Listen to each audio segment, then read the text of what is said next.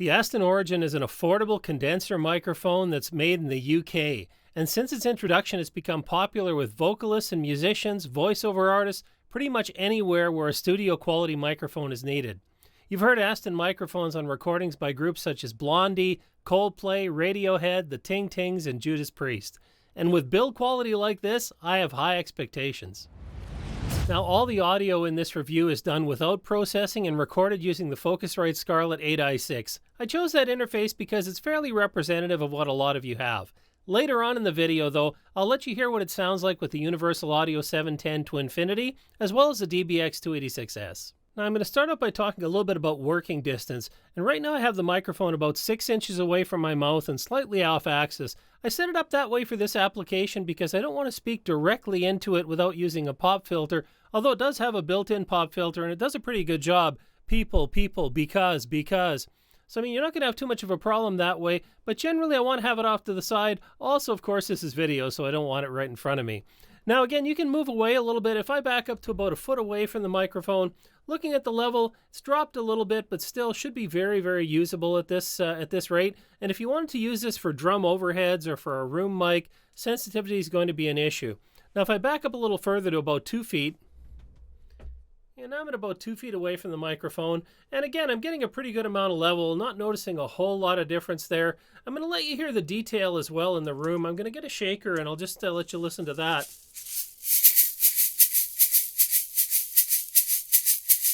And again, lots of signal there, no issue at all. We'll get something a little more percussive. We'll get the kibasa.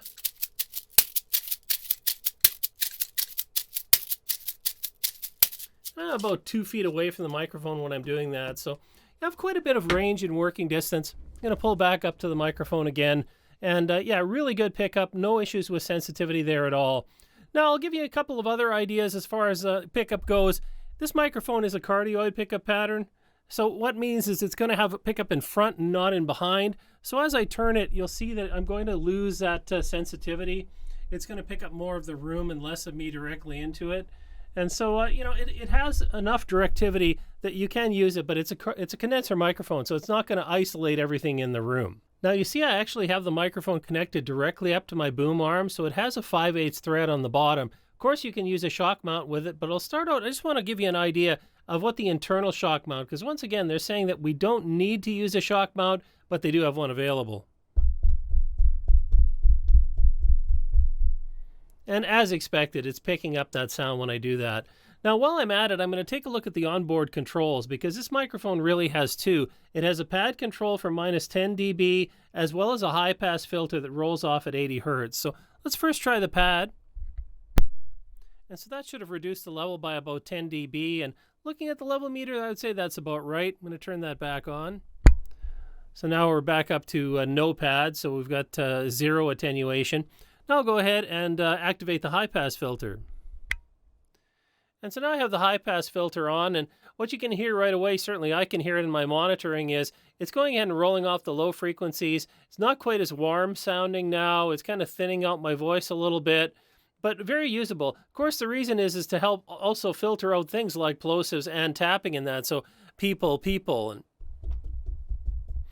you know, it's still going to come through, but it's certainly going to lessen that. It'll also lessen any kind of rumble in the room that you might have from AC. Now, I normally include a test with phantom power here to see what the difference is on running this microphone between 48 volts and 12 volts.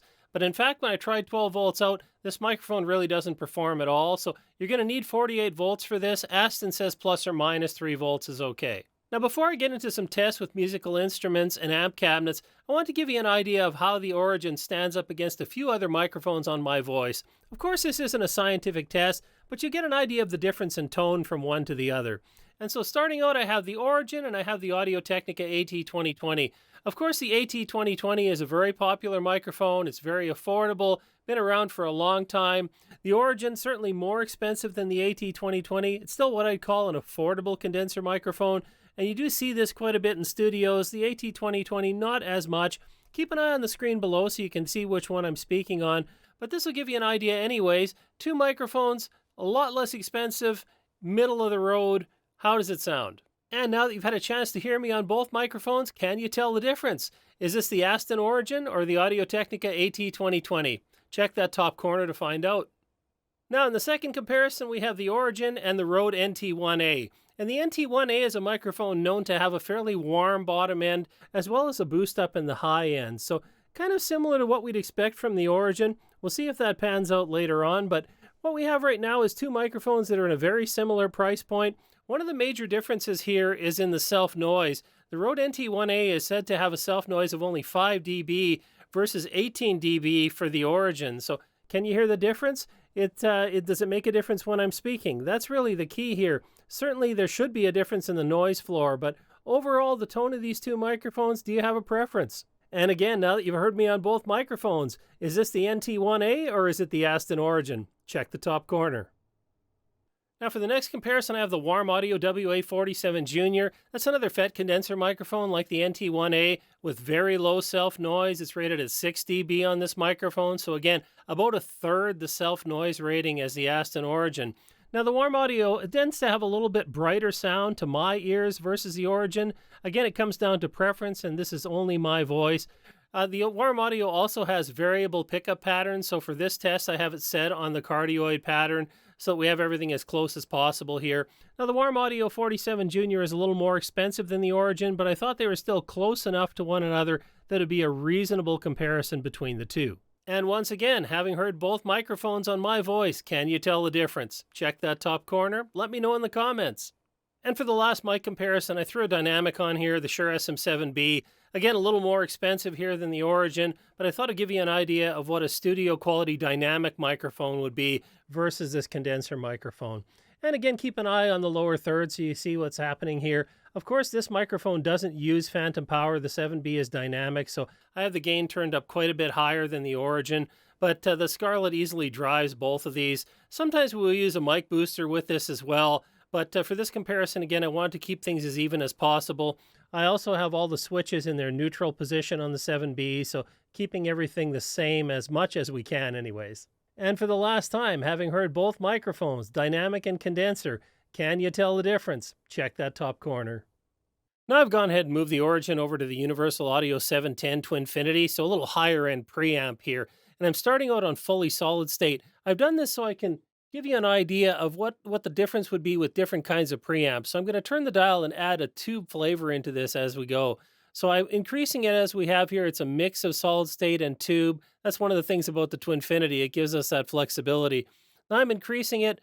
We're getting to about halfway, one versus the other, tube and solid state as a mix. And you can hear definitely the saturation, the flavor coming into the microphone. And as I ramp it up further and further, you're going to get a lot more of that tube sound, a lot more of that saturation. And we finally now got to fully tube. So this is a tube preamp with the Origin mic. And now that you've had a good chance to hear my voice on the Origin as well as a few of the competitors, we'll move on to what I call a fine detail test, as well as a couple of examples with guitar cabinets. I'm going to compare this against the Shure SM57. And the reason I do that is the 57 is a really popular microphone for miking up amp cabinets. And so most people are familiar with the sound, and so it'll give you a good idea back and forth between the two. We'll also take a look at frequency analysis.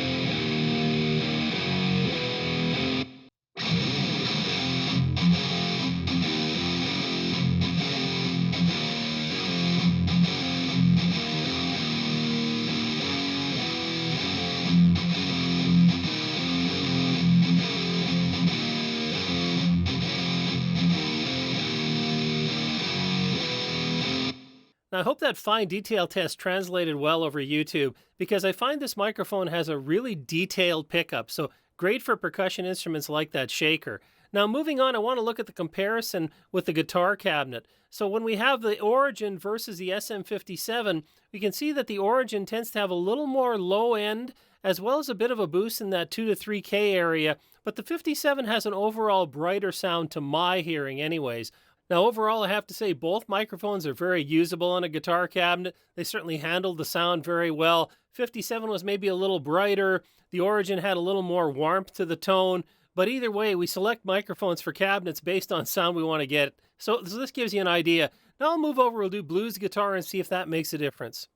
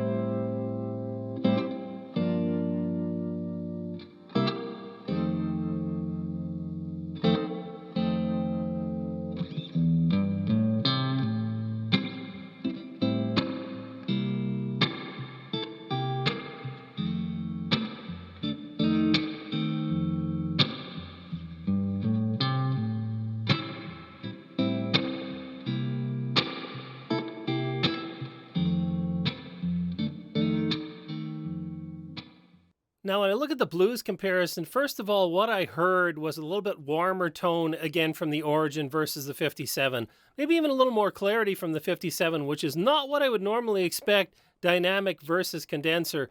But this microphone is interesting. The Origin, to me, it does have a lot of detail in certain frequency ranges, but it also has a lot of body and warmth in others. And so looking at the comparison here, you can see again, they're very similar. Just based on this, I would say you probably wouldn't hear the difference from one to the other unless it is side by side like we did in this test. Again, the Origin's a little bit warmer. The 57's a little brighter. We see that slight boost in the 3K range on the Origin, but interestingly enough, that doesn't translate into, again, a lot brighter sound. So again, very usable for blues guitar. Either way, it's about the tone. Let's check out bass.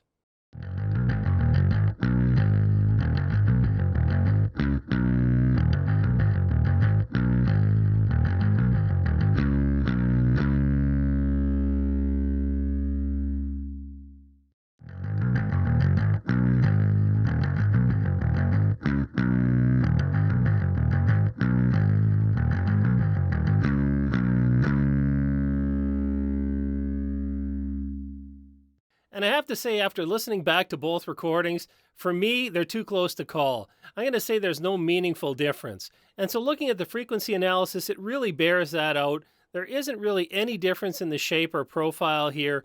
That 3K boost is slight in the Origin here, but otherwise, I mean, the sound is so identical, I would say you'd use these interchangeably. Now, before I let you hear this microphone with both plug-in and hardware processing, talk a little bit about the build quality. This is built like a tank. It is stainless steel construction. It's been etched, the finish on here. It has a really solid cage, but you can move this. If you crush it, you can reposition it. So if you drop this microphone, it'll probably handle that really well, though I wouldn't recommend it. Again, build quality, absolutely solid. I can't say I've ever had a microphone that feels more solid than this one. Not to say that it's the best sounding microphone, but absolutely the build quality is impeccable here. Beyond that, in terms of features, I'm not going to go through all of them in detail, but this, of course, is a pressure gradient condenser microphone with a cardioid pickup pattern, 20 to 20,000 hertz pickup, really good sensitivity. It does have a little higher noise at 18 dB, and again, in this price range, I kind of expect that, but we can get a lot less with the NT1 and the NT1A, so that's something to keep in mind here. It's a pretty heavy microphone. Overall, though, build quality and specs are good. And now just to give you an idea, I've added up EQ, compression, and a de-esser, and I haven't spent a lot of time dialing this in perfectly for my voice, but to give you an idea, it's very easy here. It starts out with a warm tone, it has good clarity, so pretty easy to shape this with just minimal processing. And I've gone ahead and moved the Origin over onto the Universal Audio 710 to infinity. I'm using that preamp, but I have hardware processing being done by the ART voice channel. Not the preamp, just the compressor, de-esser, expander, as well as the EQ. And so this is an all hardware chain. And it'll give you an idea of the quality of sound you can get out of this microphone when you move up a little bit in components. Now for my final thoughts on this microphone, first of all, I'm going to say the quality again is excellent. I really, in this price range, you couldn't ask for anything more. Now in terms of the sound, it does to me have a little bit warmer sound, and again, interesting in that it has detail in certain frequency ranges, but not all of them. So I'm going to say this microphone isn't for everyone. It's the kind of mic you're going to want to hear for yourself for the application. You heard from the test how well it picked up the shaker even at distance. Like, it was unbelievable the signal level we were getting out of it compared to just an overall vocal range. And so that gives you an idea of the frequencies it's more sensitive to. Now in terms of the warmth, if you like that tone, it kind of will help out. It's kind of like a look at the NT1A versus the NT1. The 1A has a little more of that warmth, but it's also brighter in the top end. This microphone isn't. This one really just stays warmer yet clear for me overall. Now even with that little bit of a warm bias, I am getting some sibilance on my voice, as you can undoubtedly hear. That of course is easily cleaned up in processing, but just that's, again, this microphone has certain frequency ranges it tends to be a little more sensitive to. So if you have that kind of sibilant sound, again, you can clean that up. And of course we choose microphones depending on the tone we're trying to get. So you can always check out another microphone or a channel strip if you want to add some processing.